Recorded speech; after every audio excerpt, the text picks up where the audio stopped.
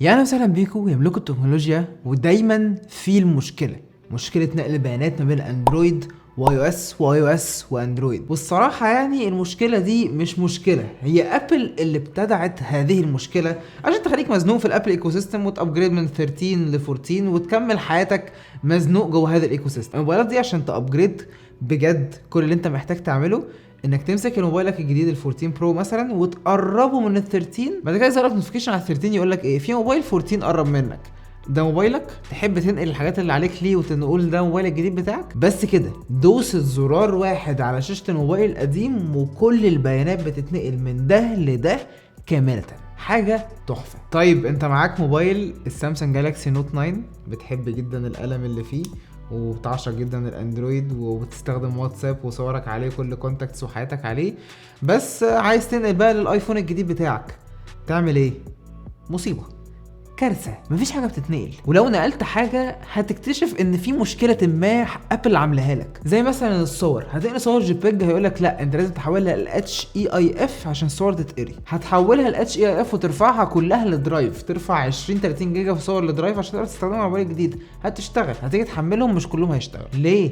ما انت ما ينفعش تنزلهم ان بالك، نزلهم واحده واحده. كونتاكتس هيتنقلوا عن طريق جوجل، هينزلوا متدبلرين وهتظبطهم. فيديوهات انسى يا معلم، هتابلود فيديوهات ايه 60 70 جيجا فيديوهات اللي هتعملهم ابلود دول وتنزلهم تاني، ريح دماغك والغيهم. طيب اهم نقطه، الواتساب مش هينفع. الواتساب والكونفرزيشنز بتاعتي سنين من الكلام مع الناس، بحب كونفرزيشن واتساب، مش هينفع تتلغي. اعمل ايه؟ حرفيا مفيش ولا طريقه اوفيشال تقدر تنقل بيها واتساب من موبايل اندرويد لاي او اس وتضمن لك ان هم هيتنقلوا. انا كيوسف وانا بنقل من اندرويد لاي او اس قررت ان استغنى عن واتساب وكل الهيستوري بتاعتي اللي انا وكل الكونفرزيشنز وكل حاجات، عامل باك اب لدرايف وعامل باك اب فين وفين وفين. كل الحاجات اللي موجوده عندي على هذا الموبايل ضاعت لما عملت ابجريد لايفون اكس من كام سنه. وقريب فيديو النهارده هو وندر شير، والمنتج بتاعه هنتكلم عليه النهارده هو اسمه موبايل ترانسفير. ده برنامج مخصوص لنقل البيانات، وده برنامج فعلا بينقل حاجات ما بتتنقلش، اهمها الواتساب، وده اللي انا جاي اعمل لكم لايف تيست عليه النهارده.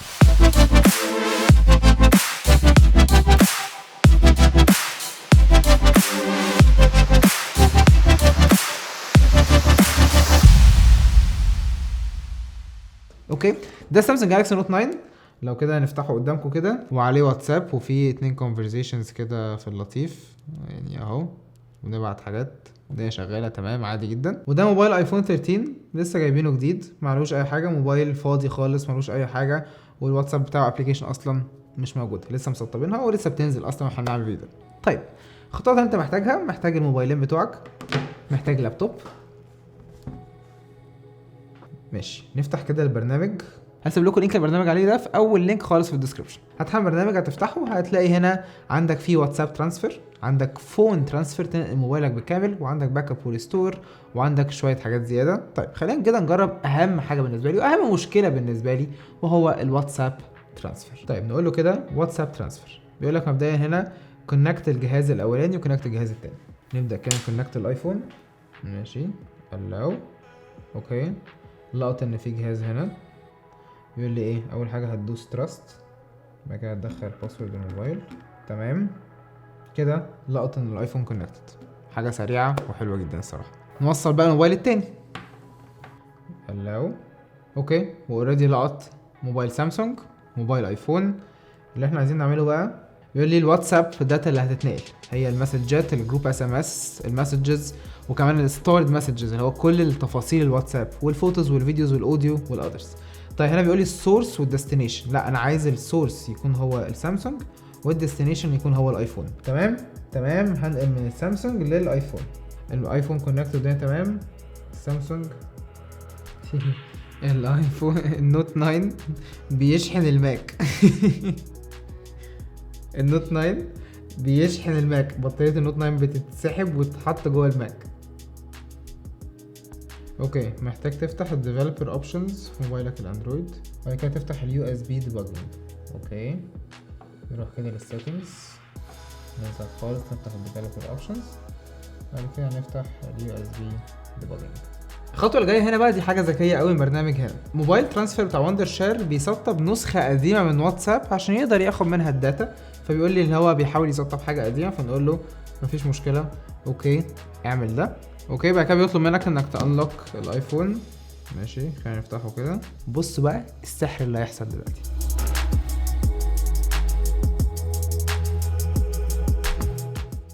جاهزين؟ تفتح ابلكيشن واتساب هتلاقي التو مسجز اللي كانوا موجودين بنفس ترتيبهم منقولين على الايفون. والبرنامج مش بس بيعمل كده، البرنامج كان بيعمل حاجه لطيفه قوي. لو جينا رحنا هنا كده للبرنامج ورحنا الفون تو فون ترانسفيرز، دلوقتي اللي بيحصل ايه؟ بيقول لي انا عندي صور 1703 صوره، عندي 1073 كونتاكت، عندي مش عارف ايه، لقط كل الحاجات الموجوده على موبايل السامسونج اللي هو السورس وعايز ايه على الايفون. فمثلا عايزين ايه الحاجات دي، فاقول له بجد بكل سهوله الموضوع بجد ستارت. هيلود شويه 1700 صوره، بعد كده حرفيا بيبدا ينقل الحاجات بتاعتك من الموبايل ده للموبايل ده. دلوقتي هتشوفوا نقل شويه حاجات منهم، انا نقلت 10 صور بس عشان السرعه. لو هنا فتحنا الفوتوز ابلكيشن هنلاقي هنا الحاجات دي حاجات كانت موجوده على النوت، دي حاجات قديمه جدا. الموبايل ده يا جماعه انا لسه جايبه حالا من المحل عشان الفيديو ده، فالموبايل ده كان فاضي معلوش اي حاجه، دلوقتي بقى عليه 10 صور من الصور كانت موجوده على الاندرويد. ممكن انت تحط كل الصور بس عشان سرعه الفيديو.